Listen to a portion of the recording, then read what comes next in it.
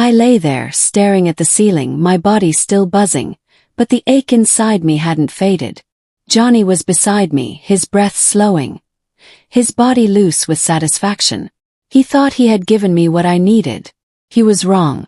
I turned to him, trailing my fingers down his chest, feeling the tension still lingering beneath his skin. His smirk was lazy, amused. I leaned in, lips brushing his ear. "I think you should text your friends." His body tensed for half a second, then amusement flickered in his gaze, a slow chuckle. He reached for his phone. Message sent. Now all I had to do was wait. Before we begin, if you're enjoying these stories, take a moment to like the video and subscribe. It really helps the channel, and I appreciate every single one of you for being here. Now let's dive in. The ice in my glass had melted, but I noticed the low hum of conversation drifted around me, distant and unimportant. My body was here, but my mind was still tangled in last night. I hadn't meant to find it. I'd been searching for something to push me over the edge. Something rougher, something real. But the usual slow, choreographed scenes left me restless, my fingers hovering over the screen, unsatisfied. I was about to give up when I saw it. A woman surrounded. 5 men. Hands gripping. Mouths claiming. Bodies pressing against her from every direction. There was no hesitation. No restraint. Just pure, uncontrollable pleasure. A sharp pulse of heat shot through me. I clicked before I could think. The moment the video started, I was gone. She trembled beneath them, gasping, breaking apart as they moved her like they owned her. No pause, no mercy, only more.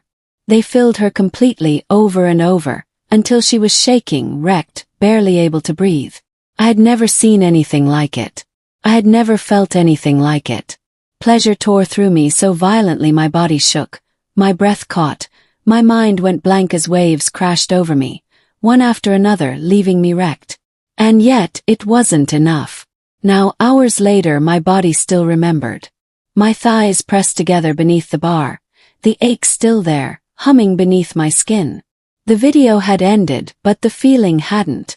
I wanted to know. I wanted to feel what she felt. I exhaled, my fingers tightening around my glass. And then I saw them. They hadn't seen me yet, but I saw them, 4 men. They sat relaxed, at ease, drinks in hand, conversation flowing effortlessly between them. One leaned back, tattoos creeping past his sleeves. Another had a smirk, like he was always in control. His dark eyes scanning the room with quiet amusement. I didn't mean to listen, but then I heard them. "Most women say they want something wild," one of them mused. "But when it's real, they hesitate." "You can't blame them," another said. "Most don't even know what they really want. That's why they need to be shown." Chuckle. A clink of glasses. Heat curled deep in my stomach. My fingers tightened around my drink. They weren't talking about me, but it felt like they were. I lifted my glass, took a slow sip, let my movement speak for me. One of them noticed. The tattooed one, Johnny. His gaze flicked to me, then held. The corner of his mouth tilted into something dangerous. I didn't look away. Johnny stood, stretching slightly as he picked up his drink. His movement was casual, unhurried. But there was no mistaking his intent. He was coming to me. I didn't look away as he crossed the short distance, settling against the bar beside me. Up close, he was even sharper. Strong jaw, dark eyes full of amusement, confidence dripping from every inch of him. He took a sip of his drink, then turned his head toward me, like I was something interesting but not surprising. "You've been listening," he said smoothly. I ran a finger along the rim of my glass, tilting my head slightly. "Hard not to." He smirked, taking another slow sip of his drink. "And did you agree with what you heard?" I met his gaze. Steady. Unwavering. "Maybe." His eyes darkened just slightly, the amusement still there, but something else settling beneath it. "Challenge." He set his glass down, turning his body fully toward me, his fingers drumming lightly against the bar. "I live upstairs," I said simply. Johnny exhaled a quiet laugh, shaking his head like he was impressed. "You don't waste time. Neither do you." That was all he needed. He finished the last of his drink, set the glass down with finality, and nodded toward the door. "Lead the way." I didn't hesitate. The elevator ride was charged with unspoken tension. I could feel the heat of Johnny's body beside me, his presence heavy, his movements relaxed but deliberate. Neither of us spoke. There was no need. By the time we reached my apartment, my hands were steady, but my pulse wasn't. I pushed the door open, stepping inside. But before I could turn, he was already there. His hand pressed against the door, closing it behind him, caging me between his body and the wood. The warmth of his breath tickled the back of my neck.